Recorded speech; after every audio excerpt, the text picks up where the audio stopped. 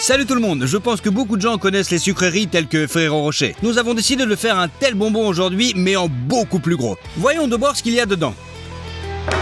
Alors, d'abord du chocolat aux noix à l'extérieur, puis une couche croustillante, pâte de chocolat et des noisettes. D'abord, il faut acheter des produits dont nous avons besoin. Donc du chocolat au lait.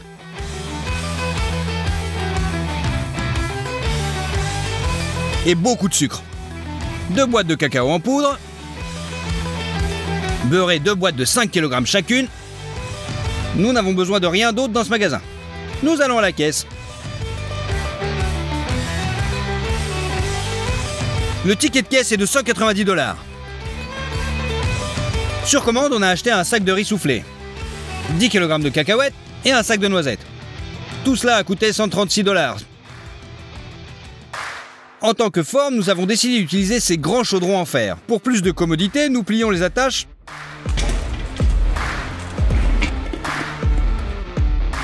et retirons les poignées.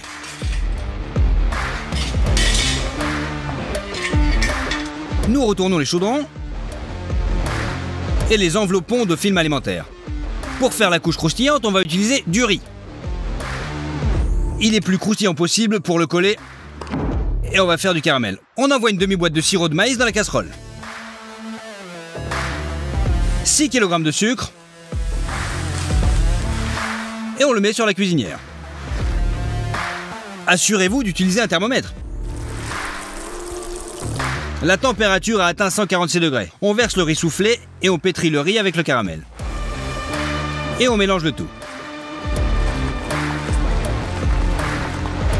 On verse toute cette masse sur le formulaire et essayons de coller le tout sur le chaudron. Mais là, tout est passé autrement. Le caramel refroidit très rapidement, se désagrège et ne conserve pas du tout sa forme. Ouais, il est difficile d'appeler ces formes normales. Nous avons décidé de tout refaire. Hémisphère acrylique commandé. On les ouvre.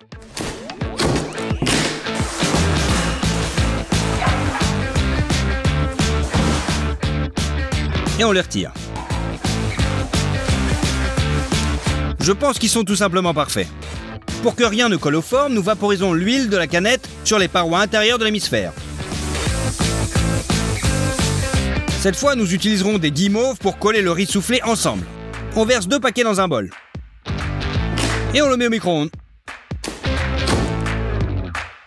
Ils ont bien fondu. Il s'avère la consistance d'une crème élastique. Et on asperge tout ça de riz soufflé. On mélange le tout avec une spatule. Il s'avère une masse très visqueuse. Je pense qu'on peut faire ça avec elle. On vaporise les gants avec de l'huile pour empêcher les guimauves de coller. On envoie la masse dans un hémisphère et on la répartit selon la forme. Il faut le répéter plein de fois, jusqu'à ce que nous couvrions complètement les murs intérieurs. Voilà, c'est prêt. La prochaine étape est la pâte de chocolat à l'intérieur. On prend 2 boîtes d'huile et les sortons.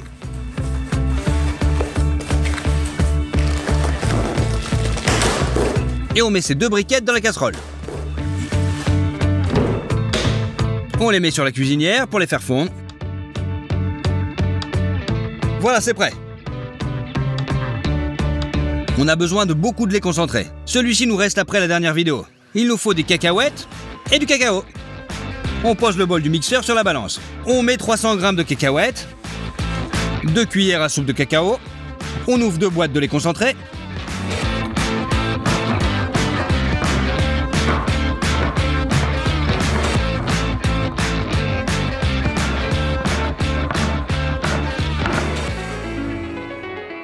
Et on balance le tout.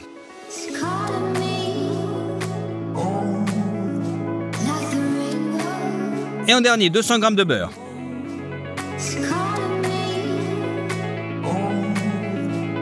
On couvre tout ça avec un couvercle, on installe dans la moissonneuse batteuse et on l'allume. C'est parti! On broie le tout en une masse homogène.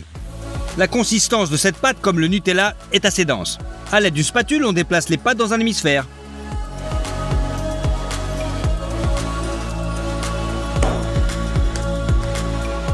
Il faut répéter la même chose de temps en temps.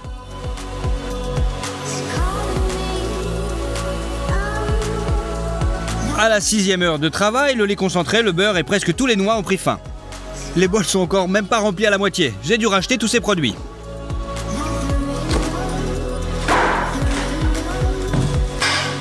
On continue à faire la pâte.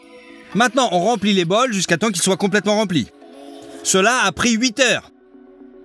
Et enfin, l'étape est terminée. La couche suivante est une noix entière. Il faut faire 2 énormes moitiés de noisettes. On va l'utiliser beaucoup. Maintenant, les noisettes sont crues et ne sentent plus du tout. Pour résoudre ce problème, il faut les verser dans 2 plaques à pâtisserie.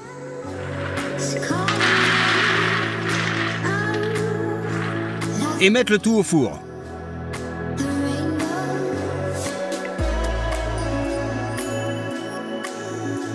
On laisse la mâche chauffer pendant 20 minutes pour que dégage bien son arôme. Pour maintenir les noix ensemble, on va faire encore ça avec le caramel. On rajoute un petit peu d'eau et du sucre et de l'eau. Et on met tout ça sur la plaque. Assurez-vous d'utiliser un thermomètre. Dès qu'il fait 145 degrés, on sort les noix finies et on les verse dans la casserole.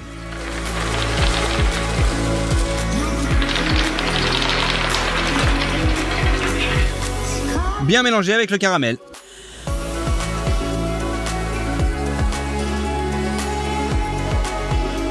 On met tout ça dans des bols et on met en forme d'hémisphère. Voilà, c'est prêt. Une fois le caramel durci, retirez le tout du bol. Et on retire le papier. Il s'avère que la moitié parfaite d'une énorme noix, ou plutôt 2. Il suffit de les presser au milieu du moule, dans la pâte de chocolat.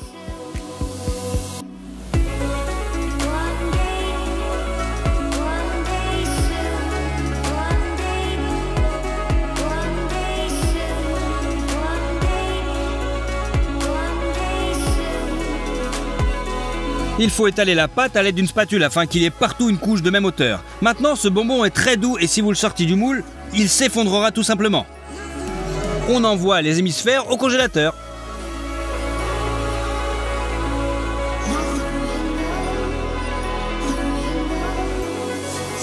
Là, ils refroidiront et la garniture au chocolat deviendra dense.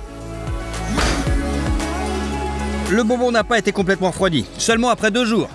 Avant de l'obtenir, il faut préparer beaucoup de choses. Tout d'abord, l'emballage. On a acheté ce papier d'emballage doré pour répéter le motif. Il faut l'écraser avec les mains. Redressez-le ensuite. On met du ruban adhésif, double face, et on colle une autre feuille de stipp.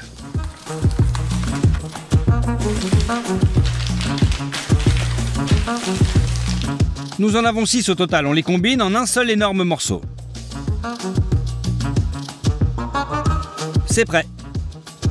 Seconde phase, pour la future couche extérieure, il faut étaler les noix. Tout est simple ici. On met tout ça dans le mixeur et on broie.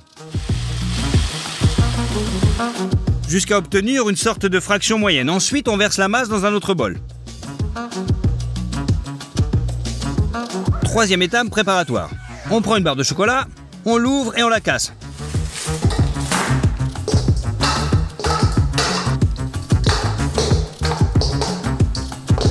Il faut remplir le bol avec ces morceaux.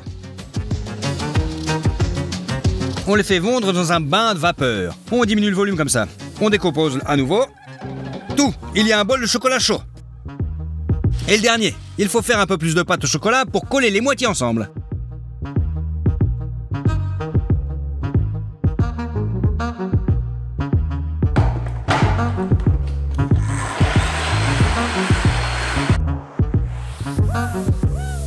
Il reste à bien envelopper le table avec du film alimentaire.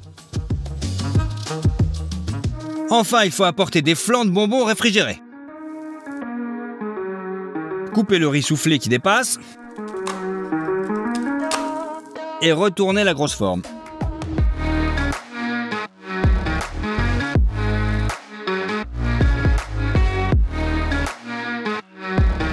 Une moitié est prête. Maintenant la deuxième.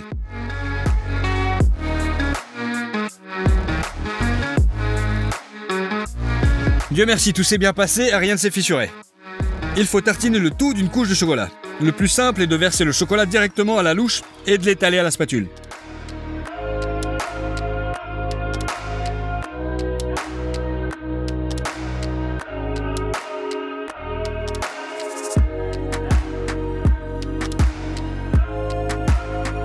Maintenant, on saupoudre les noix concassées sur le dessus jusqu'à ce qu'elles collent à l'ensemble du bonbon.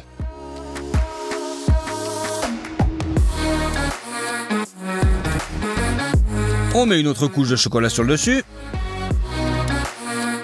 Directement avec une spatule. On mélange la masse avec les noix pour qu'il ressemble à l'original. Voilà, c'est prêt. Il s'est avéré parfait. Il faut répéter la même chose avec la seconde partie. Dès que le chocolat durcit, on coupe le film alimentaire. Et on retourne la moitié sur la planche. On retire le film. On applique de la pâte de chocolat pour coller les moitiés du bonbon.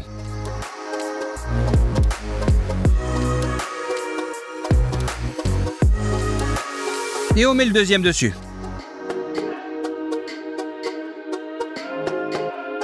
Presque tout est prêt. À mon avis, c'est aussi proche que possible de la petite version originale. Allez, scellons-le. En raison du fait qu'il s'agit de papier et non du papier d'aluminium, cela s'est avéré moins fluide.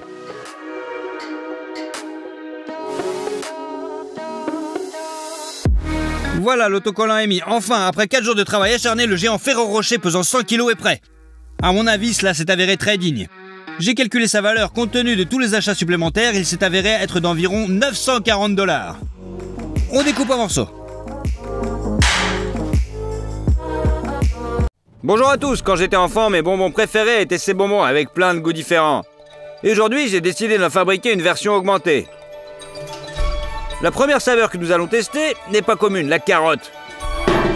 On prend une bassine et on commence à éplucher les carottes. Avec un éplucheur à légumes, bien sûr.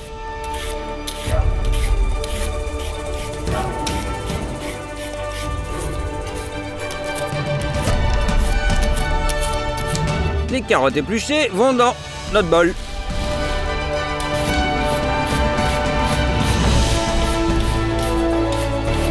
Et voilà, on épluche 30 kilos.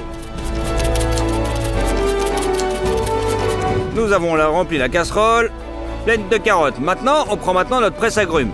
Mettez un bol en dessous et transférez les carottes en jus de carotte.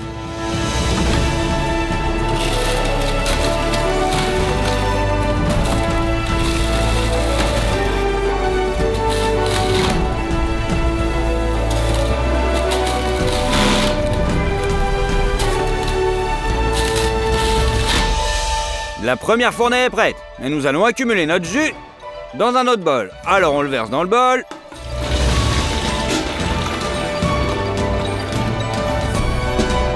Les carottes ne sont pas très juteuses, mais le récipient à gâteau est déjà plein. On nettoie. Et on continue de même manière jusqu'à ce que le bol soit complètement vide. C'est fait. Au final, on a fait 10 litres de jus.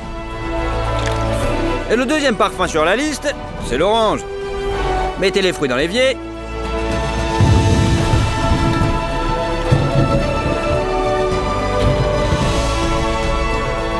Versez de l'eau dessus. Et rincez soigneusement chaque orange.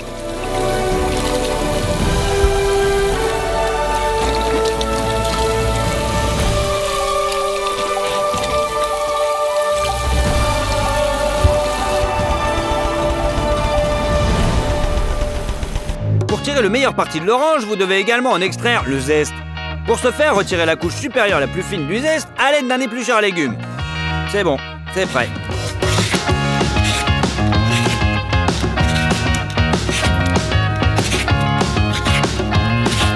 Nous avons épluché le zeste d'environ 10 oranges.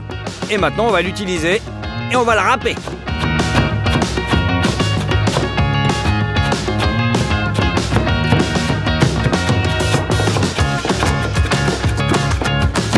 On va extraire le goût à l'aide d'un extracteur de jus. Dans un bol, on met un morceau de gaz, on le remplit avec notre écorce d'orange.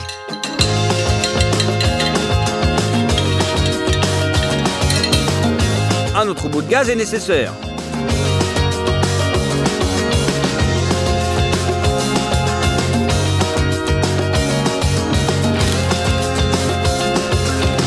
Et maintenant, on a recouvert et on passe à la deuxième fournée. Et au frigo. Pour qu'il fonctionne, vous devez le remplir avec autant d'eau froide que possible.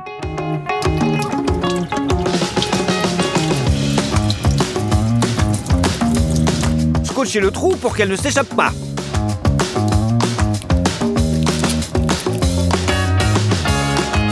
C'est prêt. Allez, encore un coup. Et on y verse 2 bouteilles d'alcool. Après tout, c'est l'alcool qui dissout bien les huiles essentielles.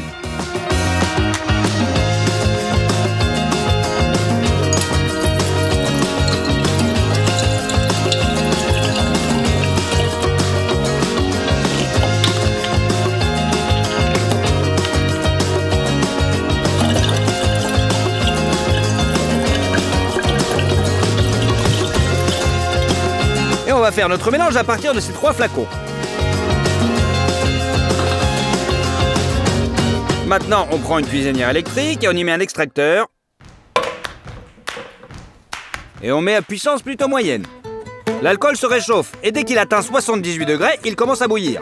Et la vapeur monte dans notre système magique.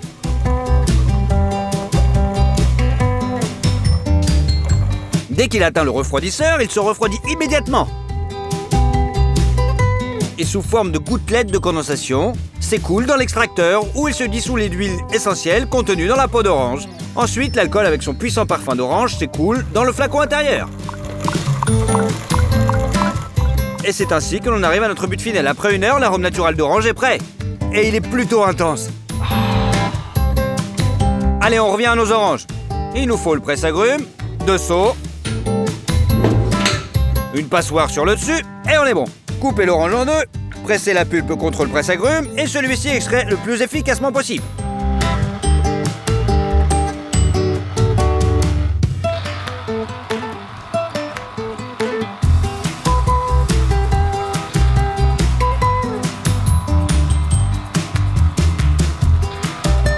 Le premier bol est rempli.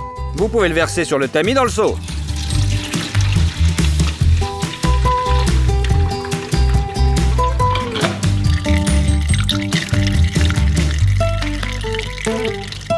Tout ce qui reste, on jette. Passez toutes les oranges dans ce presse-agrumes. Le résultat est aussi de 10 litres de jus. On utilisera un tube ondulé comme ça, comme moule, pour nos serpents en gélatine. Les gens normaux l'utilisent pas pour ça. On les tire, une longueur d'environ 1,5 m.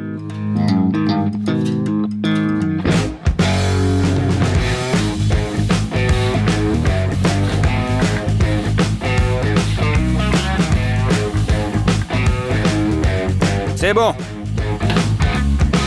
On a encore besoin de 2 ballons de baudruche. On les gonfle au maximum. Assurez-vous juste qu'ils n'éclatent pas à cause de la tension.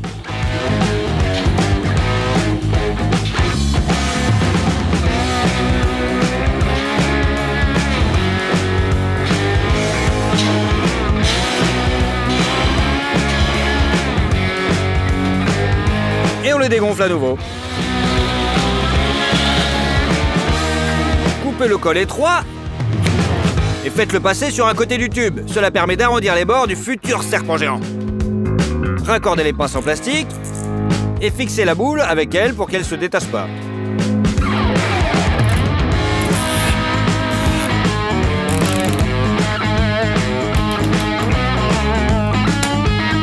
Mettez de l'huile sur l'autre côté du tube. Et faites tourner le tube pour graisser chaque pli à l'intérieur.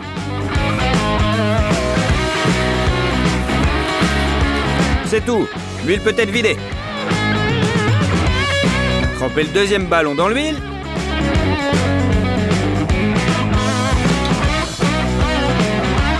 Faites-le tourner. Et faites-le glisser sur le tuyau. On le met exactement comme ça.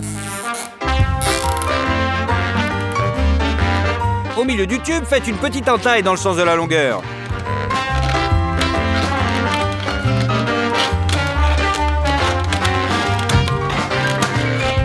Pliez un peu pour qu'il y ait de la place pour remplir le tube de gelée. Pour séparer les couches, insérez un petit morceau de carton. Et fixez-le comme ça pour que rien ne se barre. Passons maintenant à la fabrication de la gelée elle-même. Il faut 2 grands pots et y verser 2 sortes de jus, la carotte et l'orange.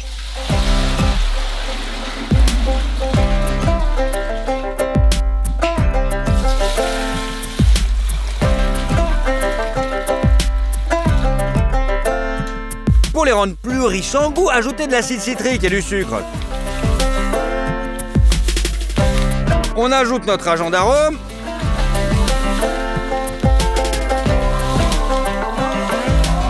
Au jus d'orange et remet bien le tout. Et là, on mélange, on mélange, on mélange.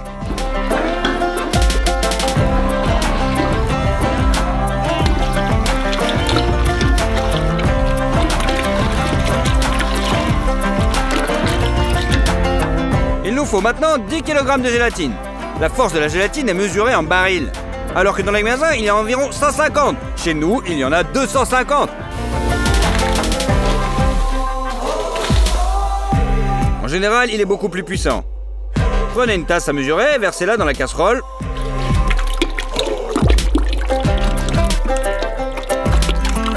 En remuant sans cesse, versez 5 kg de gélatine dans chacun des jus. Il va immédiatement gonfler et notre jus n'aura plus l'air liquide.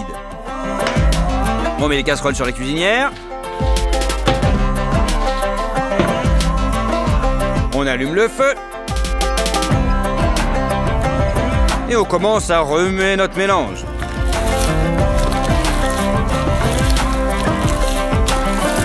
Après 40 minutes de mélange, on continue. La gélatine a fini par fondre. Rapprochez les casseroles des moules.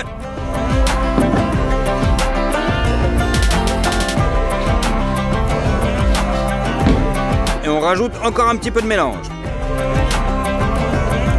Et versez-le délicatement dans notre moule. Remplissez progressivement notre moule entièrement avec la gelée de fruits.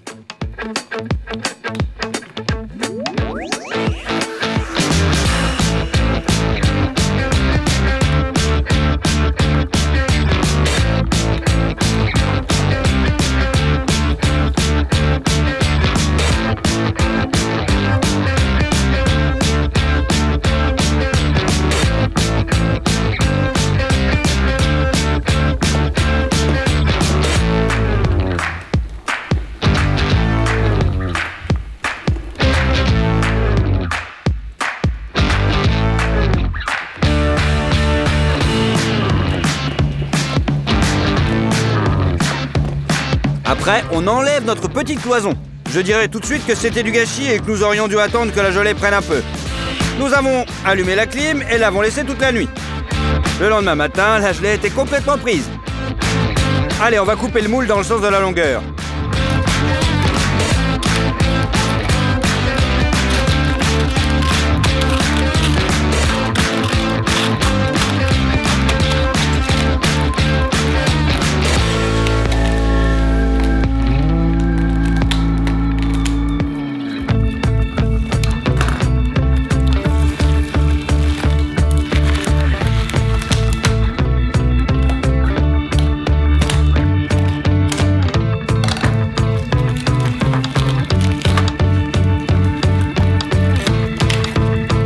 Commençons à voir ce que cela donne.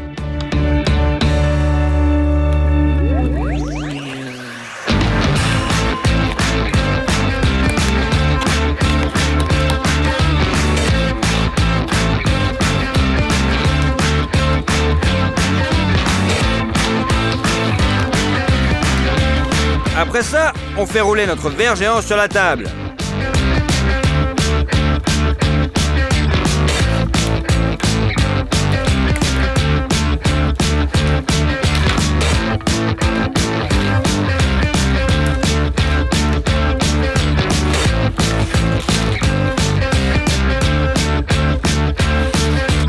Il a la bonne forme.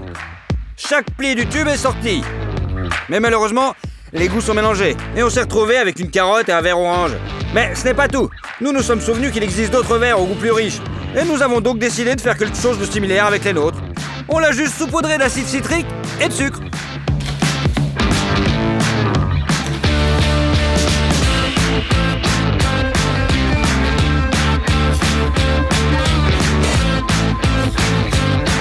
Alors, on coupe et on essaye.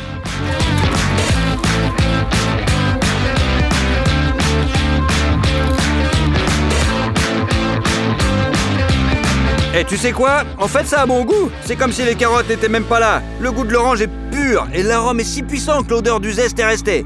Même si nous l'avons dilué dans un grand volume de jus, dans l'ensemble, le verre géant en gélatine a été plutôt un succès. Et si vous voulez encore d'autres vidéos, augmentez les conneries, mettez des likes sur cette vidéo pour voir encore plus de bêtises. Allez, au revoir!